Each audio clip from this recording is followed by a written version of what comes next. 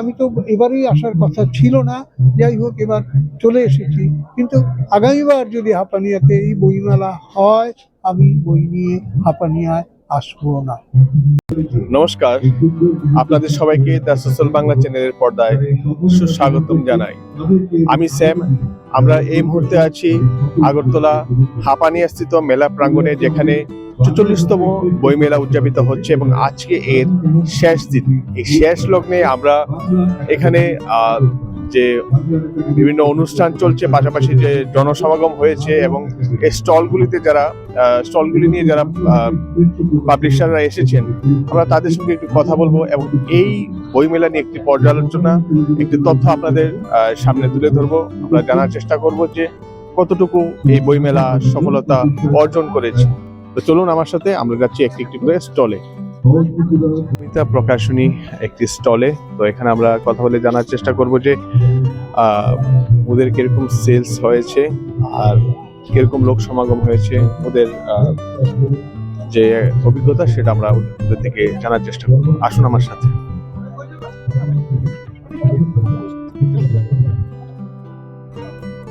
নমস্কার ম্যাডাম, আমরা the social Bangla channel থেকে আপনাদের এই বইমেলার যে কতদিন কাটালেন এখানে মোট? 2 তারিখ থেকে আজকে 14 তারিখ, আজকে 13 দিন। তো অ্যাকচুয়ালি আমরা জানার চেষ্টা করবো যে আগে যে বইমেলা হতো, যে লোক সমাগম হতো, এখনো লোক আসছে, কিন্তু তারা বেশিরভাগই মঞ্চের কাছাকাছি অবস্থান করছে। এখানেও ঘোরাঘুরি করছেন কিছু লোক। তো বিক্রি কেমন হয়েছে? আগে যে বইমেলাগুলি আপনারা আগে স্টল করেছিলেন, আমাদের 26 বছর হয়েছে। বিক্রি কিরকম? ভালো ভালো, হ্যাঁ ভালো হচ্ছে। গতবারের থেকে এবার ভালো বিক্রি, হ্যাঁ ভালো বিক্রি হয়েছে। আপনাদের কি নিজস্ব পাবলিকেশন? হ্যাঁ, নিজস্ব পাবলিকেশন আছে। অন্য কালেকশন? হ্যাঁ, অন্য কালেকশন আমরা করি, বাইরে থেকে বই নিয়ে আসি। আর ত্রিপুরার লেখকরা যা লেখে ওইগুলি আমরা প্রকাশ করি। আপনার নাম? সোমা মজুমদার। তো আমরা সোমা ম্যামের সাথে কথা বললাম, আমরা জানতে পারলাম যে এইবার অন্তত এই পাবলিকেশনের যে বিক্রি হয়েছে সেটা গতবার থেকে ভালো হয়েছে। তো সবগুলিতে একরকম ভাবে বিক্রি হয়নি, কোথাও কোথাও বইয়ের সিলেকশন কালেকশনের উপরে ডিপেন্ড করে এবং পাঠকদের রুচির উপরে নির্ভর করে যে কিরকম মানে বইগুলো বিক্রি হয়েছে। তো আমরা অন্য স্টলগুলিতে যাব এবং কর্নার মোস্ট স্টলগুলোতে গিয়েও আমরা কথা বলে জানার চেষ্টা করব। দাদা নমস্কার, আমরা দ্য সোশ্যাল বাংলা চ্যানেল থেকে। হ্যাঁ, দ্য সোশ্যাল বাংলা। আচ্ছা, হ্যাঁ। তো আমরা অ্যাকচুয়ালি এই বইমেলার অন্তিম দিন একটা রিভিউ নিচ্ছি বিভিন্ন পাবলিশার্স, বিশেষ করে যারা পাবলিকেশনের সঙ্গে যুক্ত। হ্যাঁ, তো আপনারা তো পাবলিকেশন করছেন, হ্যাঁ, পাবলিশ করছেন, ত্রিপুরার লেখা, বাইরের লেখা, ওইগুলি বই পাবলিশ করছেন। তো আমরা জানতে চাইবো যে বইমেলার যে একটা গতানুগতিক আগের মানে ট্র্যাডিশনাল একটা লুক ছিল, যে আগে মানুষ আসতো, বিক্রি হতো, এই বছর আপনার কি অভিজ্ঞতা, আর বিশেষ করে আজকে অন্তিম দিনে মানে বিক্রিটা কিরকম, লোক সমাগম কিরকম হয়েছে? দেখেন, কথাটা বলতে গেলে বলতে হয় যে বইমেলার যখন সৃষ্টি 1981 সালে মার্চ মাসে, এবং তারপরে আস্তে আস্তে বইমেলাটা একটা আভিজাত্য অর্জন করে। প্রথম বছরেই এটার কোনো আভিজাত্য ছিল এরকম বলা দাবি করা যায় না, কিন্তু বছর 5 মধ্যেই আগরতলা বইমেলা একটা আভিজাত্য অর্জন করে এবং পশ্চিমবঙ্গ বা বাইরের যারা প্রকাশক আসতে শুরু করেন প্রথমবার থেকে, তারা মনে করতে থাকেন যে কলকাতা বইমেলার পরে সবচেয়ে অভিজাত বইমেলা হলো আগরতলা। এইটা ছিল ধারণা, এবং কলকাতার প্রত্যেকটি প্রকাশক, বই বিক্রেতা এই ধারণা নিয়েই আগরতলা বইমেলাতে আসতেন যে আমরা যাচ্ছি দ্বিতীয় কলকাতা বইমেলা। সেখানে প্রচুর বই বিক্রি হয়, মানুষ প্রচুর আসে, এবং এটা ঘটনা ছিল যে মানুষ প্রাণের আবেগ নিয়ে সেই সময় আমরা ঢুকতাম সেই সময় বইমেলা। ধরুন, অন্তত বলা যায় যে 2016 বা 17 থেকে, ধরুন প্র্যাকটিক্যালি 17 থেকে এই বইমেলার আবেগ মানুষের মধ্যে কমতে শুরু করেছে। আর তারপর যেটা ঘটলো, এখানে স্থানান্তর হওয়ার পর এই মানুষের আবেগ আরো বেশি আঘাত পেয়ে স্তব্ধ হয়ে গেল। অভিজ্ঞতাটা এই যে যখন চিলড্রেন্স পার্কে বা উমাকান্ত মাঠে বইমেলা হতো বা রবীন্দ্র ভবনে, আগরতলা শহরের বহু রিক্সা চালক, আমি এই কথাটা মেনশন করব বিশেষভাবে, যে বহু রিক্সা চালক রাত্রি 7:30 8টার দিকে বইমেলাতে ঘুরতেন তাদের বাচ্চাদের জন্য বই কিনতেন। আজকে হাপানিয়াতে এসে তাদের পক্ষে বই কেনা সম্ভব না। আমরা তাদেরকে বই থেকে বঞ্চিত করছি, তাদের থেকে বই ছিনিয়ে নিচ্ছি। এখানে আসার ফল এইটা। এখানে বইমেলা মানে মানুষের সঙ্গে বইয়ের সম্পর্ক হবে। এখানে জাঁকজমকটা বড় কথা নয়, আলোর রোশনাই, নাচের ঝলক, এগুলো তো ম্যান্ডেটরি নয়, এগুলো তো গৌণ। মুখ্য বিষয় তো বই এবং পড়া এবং পাঠ এবং পাঠক কে কিনছে, সেই জায়গাটাকে গৌণ করে দিয়ে আজকে জৌলুসটাকে মুখ্য করে তোলা হচ্ছে। এই জায়গাতে বইমেলা মার খেয়ে যাচ্ছে। বইমেলা যে আভিজাত্য গড়ে তুলতে পেরেছিল নিজের মধ্যে, আজকে সেই আভিজাত্য ভুলুণ্ঠিত। এই শব্দটা আমি বুঝে শুনে বলছি যে সেই আভিজাত্যের বিন্দুমাত্র আজকে অবশিষ্ট নেই আগরতলা বইমেলা। আমি তো এবারেই আসার কথা ছিল না, যাই হোক এবার চলে এসেছি, কিন্তু আগামীবার যদি হাপানিয়াতে এই বইমেলা হয়, আমি বই নিয়ে হাপানিয়ায় আসবো না।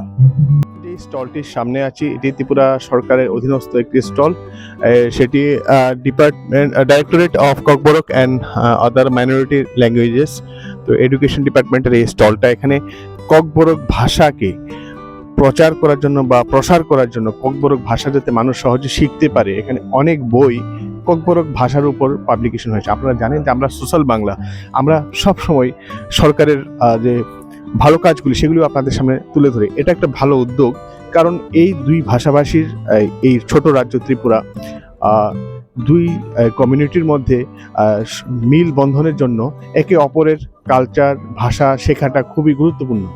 তো ককবরক ভাষাটা শেখার জন্য এখানে যে উদ্যোগ নিয়েছে সরকার, এখানে বিভিন্ন রাইটারদের, বিভিন্ন লেখকদের লেখা ককবরক শেখার জন্য যে বই, এই বই পাবলিকেশন হয়েছে। এখনো মোটামুটি ভিড়ও দেখা যাচ্ছে। আমরা একটু কথা বলে নেবো আর বইগুলিকে একটু দেখবো। আসুন আমার সাথে।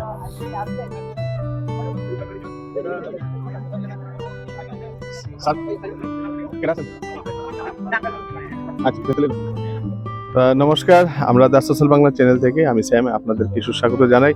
এই 44তম বইমেলার 13তম দিন, আজকে শেষ দিন। আপনারা ত্রিপুরা সরকারের অধীনস্থ একটি স্টল, যেটি ককবরক ভাষা এবং আদার মাইনরিটি ভাষা ডেভেলপমেন্টের উপর বিভিন্ন বই যেগুলি শেখার জন্য এগুলি আপনারা সেলস করছেন বা কাউন্টারে এনেছেন। তো আমরা আপনাদের কাছে জানবো যে আপনারা কি প্রত্যেক বছরই এই মেলাতে অংশগ্রহণ করছেন? আমরা অ্যাকচুয়ালি গত বছর থেকে এই উদ্যোগ, আমাদের ডেপুটি ডাইরেক্টর স্যার এই উদ্যোগটা নিয়েছিল আর কি। তো ওনার সাথে হয়তো আমি ঠিক জানি না, ওই ডেপুটি স্যার বলেছিল। তো গতবার আমাদের গতবার তো আমরা এর আগে তো দেওয়া হয়নি, গতবার ওই তো 2 বছর, এবার নিয়ে 2 বছর আর কি। আর বাকি এটার ব্যাপারে যা কিছু ককবরকের ব্যাপারে ওরা সবচেয়ে ভালো, ওদের স্যার আছে আমাদের, ওরা বলতে পারবে। আর আমরা ওনাদের সঙ্গে কথা বলবো। তো আর একটু জেনে নিচ্ছি তথ্য যে এই বছর বই মেলা মানে লোকের যে সমাগম, এখন দেখা যাচ্ছে যে শেষ দিনে ভালোই মোটামুটি মানে লোক আসছে। তো আপনাদের কিরকম একটা অভিজ্ঞতা, কিরকম মানে সেল হয়েছে, মানে এই বইমেলাটার বিষয়ে আপনি কি বলবেন? আপনাদের এই স্টল, আপনারা বই বিক্রি করেছেন, কিরকম বিক্রি হয়েছে? মোটামুটি করেছি আর কি, সেরকম। এই তো প্রত্যেকদিন ধরেন, হ্যাঁ আমরা প্রায় 10,000 টাকার মতো আমরা বই বিক্রি করছি। না না না না না না, টোটাল আমাদের টোটাল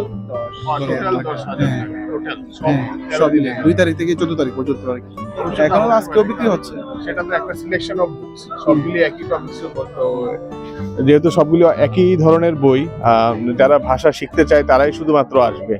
ত্রিপুরা সরকারের আমাদের এখানে ককবরক ছাড়াও আছে আরো 8টা মাইনরিটি ল্যাঙ্গুয়েজ আছে, যেটা বিষ্ণুপ্রিয়া মণিপুরি, তারপরে মণিপুরি, গারো, তারপরে আছে চাকমা, তারপরে আছে মগ, হালাম, কুকিমিজু, এগুলিরও বই আছে। এই পাবলিশার্স যারা মানে বইগুলি লিখেছেন তারা কে? তারা আমাদের ত্রিপুরা রাজ্যেরই বিভিন্ন কমিউনিটির যারা লেখক, সাহিত্যিক যারা আছে তারা। ওদের থেকে আপনারা এই ম্যাটারটা কালেকশন করে তারপর আপনারা পাবলিশ করছেন ত্রিপুরা সরকার তরফ থেকে। তো এটা একটা খুব ভালো উদ্যোগই, কারণ আমি আগেই বললাম যে এটা ছোট্ট রাজ্য, এখানে আমাদের একে অপরের ভাষাটা শেখা খুবই গুরুত্বপূর্ণ এবং আমি মনে করি প্রয়োজন। আর সেজন্য শেখার জন্য অনেক অপশন আছে। এখানে যে বইগুলো আছে এগুলি ভাষা শিখতে, মানুষকে ককবরক শিখতে এবং জানতে খুবই সাহায্য করবে। তো আমরা একটু ক্লোজ করে এই বইগুলোকেও দেখাবো।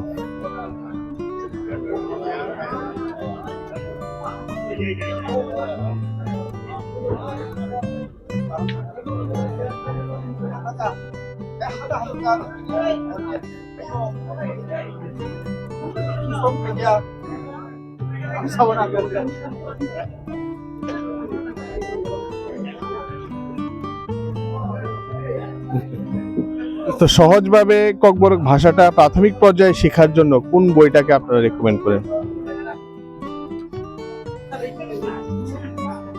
আমরা ত্রিপুরা সরকারের এই উদ্যোগটাকে প্রশংসা করছি এবং এটাকে প্রমোট করার চেষ্টা করছি। সেজন্য আমরা এই স্টলটাতে একটু সময় নিয়ে ডিটেলস কালেকশন করছি। ককবরক, আইখর, সিনিমুং আর পাবলিশার আমাদের directorate of Kokborok and other minority languages, government of Tripura. খুব সুন্দর, খুব ভালো পেপার এই বইটা।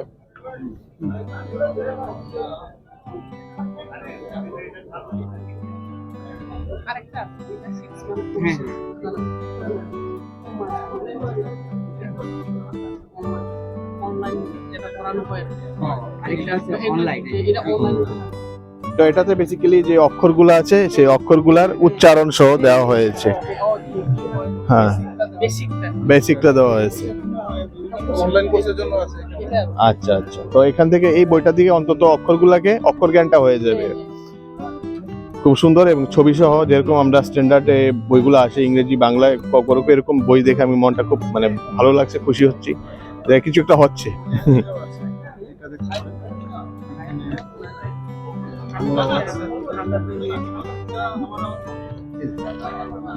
আচ্ছা আচ্ছা, এই ইংলিশ, বেঙ্গলি, ককবরক, যেমন এখানে আই, আমি, আং, তাই না? আর বোথ রোমান এবং বাংলা দুটোটাতে লেখা। খুবই ভালো। আর এটাতে গ্রামারটা কোথা থেকে জানবে, মানে সে যে এখানে আছে আচ্ছা আচ্ছা,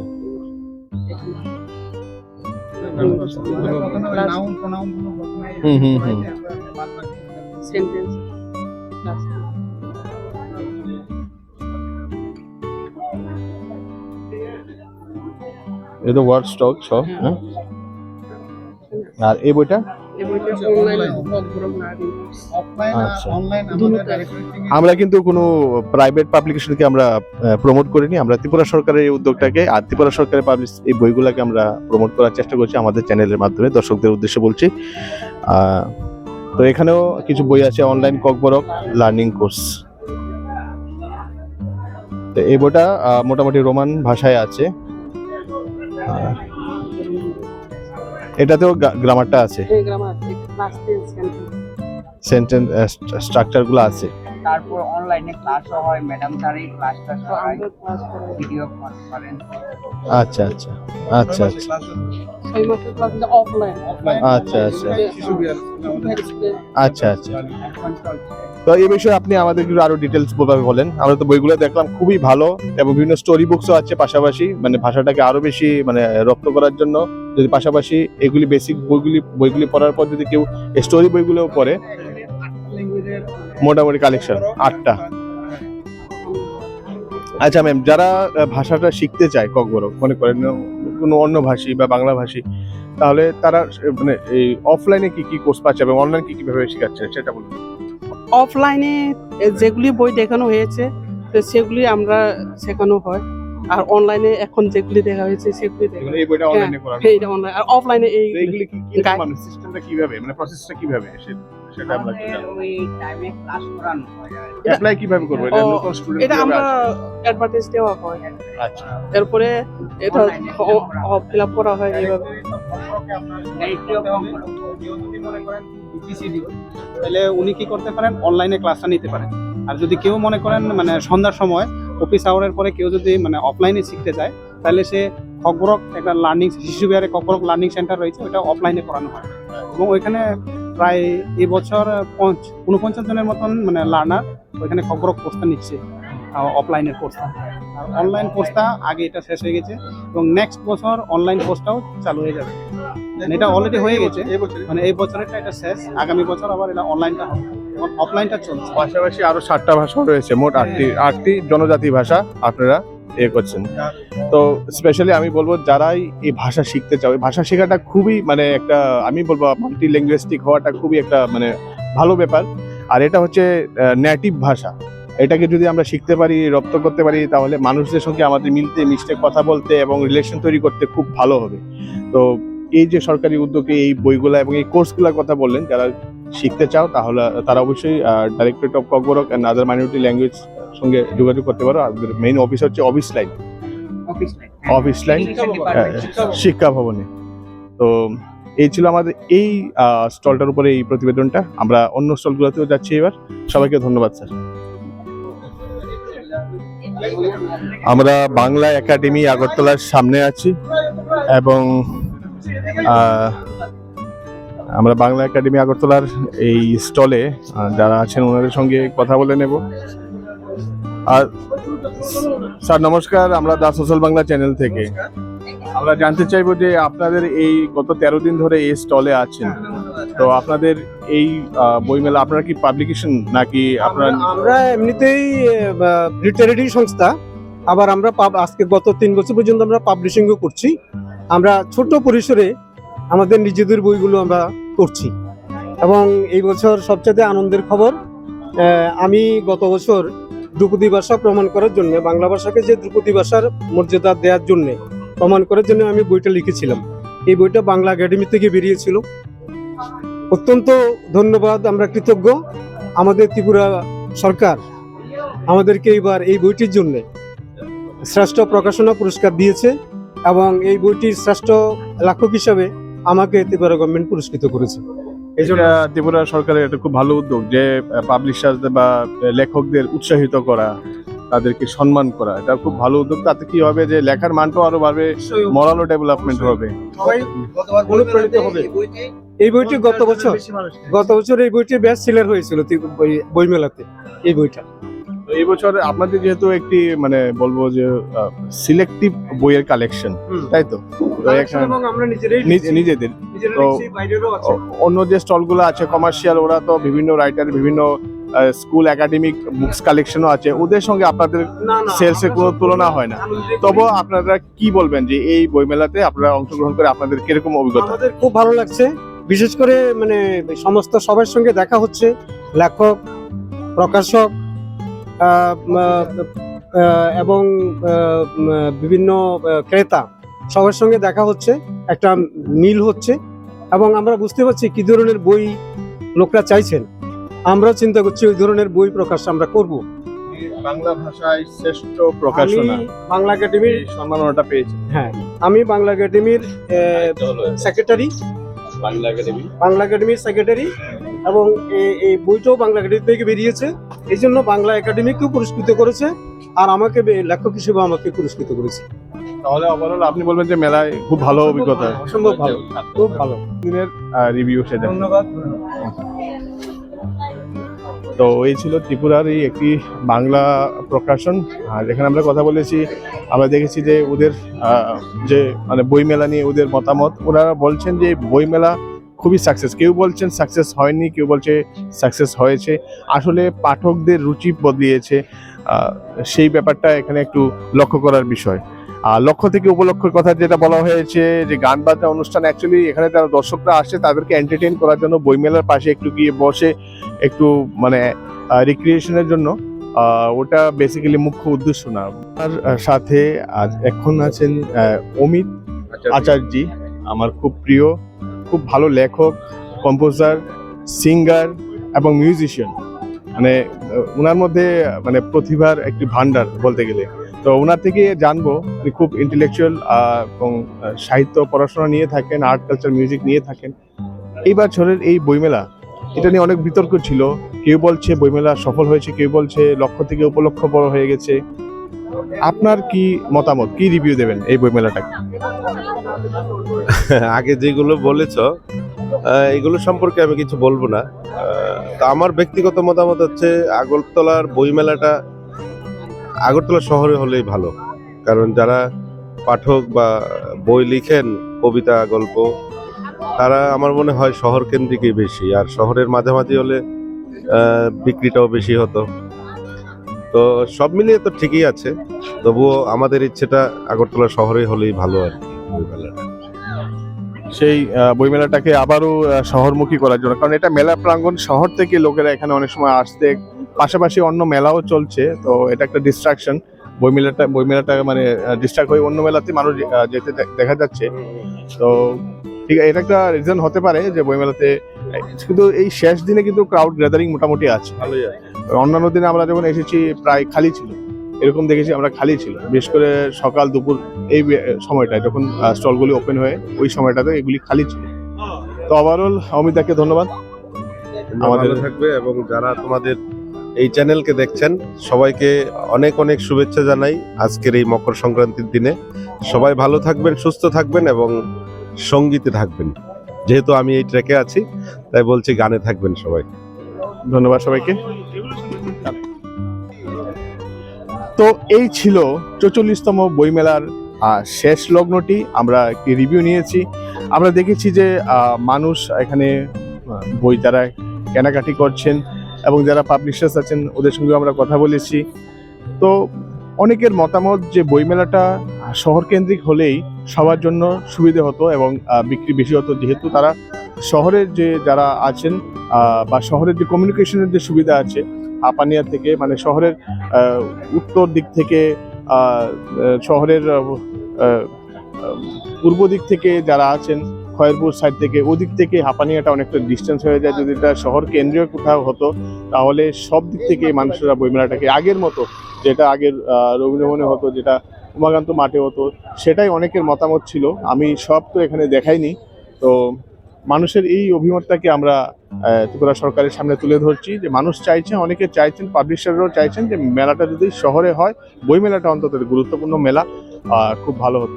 এই বলে যে 44তম বইমেলাকে ভালো মন্দ বলার মতো নেই, তো আমরা ভালোই বলবো, কারণ সরকারের অনেকগুলি উদ্যোগ প্রশংসনীয়। এখানে দুটো তিনটে আমরা তো দেখালাম, এখানে যে ককবরক ভাষাকে প্রমোট করার জন্য যে স্টলটা, সেটাতে আমরা গিয়েছি। এখানে শিল্পী, সাহিত্যিক এবং ফটো জার্নালিস্টদের মঞ্চে ডেকে নিয়ে সম্মাননা জানানো হয়েছে, সম্মান করা হয়েছে।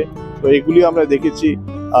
এছাড়াও যারা আছেন, যারা স্টল নিয়ে এসেছেন, তাদের মধ্যেও যারা ভালো মানে সেল করেছে তাদেরকেও সম্মান জানানো হয়েছে। তো এই ধরনের উদ্যোগ সরকারের প্রশংসনীয়। শুধু একটাই মানুষের বলার বিষয়, সেটা হচ্ছে বইমেলাটাকে শহরে আবার ফিরিয়ে নেওয়ার জন্য। এই কথাটা সবাই অনেকেই বলেছেন। তো এই বিষয়টা নিয়ে নিশ্চয়ই সরকার আগামী দিনে ওদের চিন্তা ভাবনা করবে। তো এই বলে এই 44তম বইমেলার 13তম দিনে এই মেলা অনুষ্ঠানের সমাপ্তি ঘোষণা হয়ে গেছে অলরেডি। তো মানুষ এখন বেরিয়ে যাচ্ছে। তো এই বলে সবাইকে শুভেচ্ছা জানাই, এবং এই মকর সংক্রান্তির সবাইকে শুভেচ্ছা জানাই। সবাই ভালো থাকবেন, চোখ রাখবেন দ্য সোশ্যাল বাংলায়। ধন্যবাদ সবাইকে, শুভরাত্রি।